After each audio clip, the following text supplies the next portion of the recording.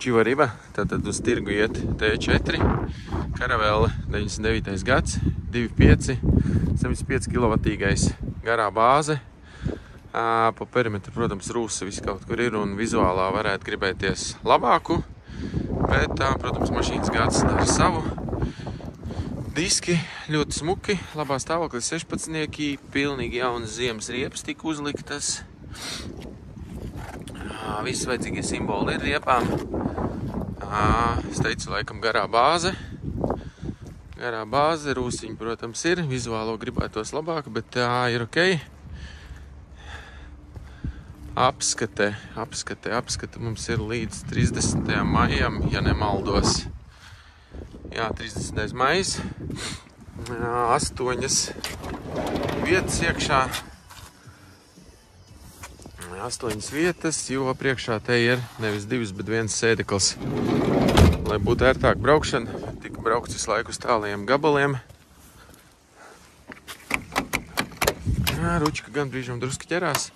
Te rāda sēdekļi, nav tā labākā kondīcija, bet braukšanai viņa bomba ļoti ērti. Ļoti ērti. Kaut kā tā piestartēsim. Lēc praktiski uz pusapgrieziena. Rūts ļoti smuki.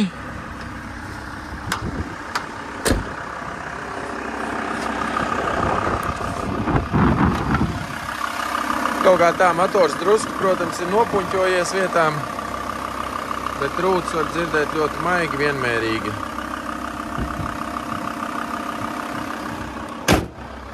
Rūts ļoti mīksti un brauc ļoti labi.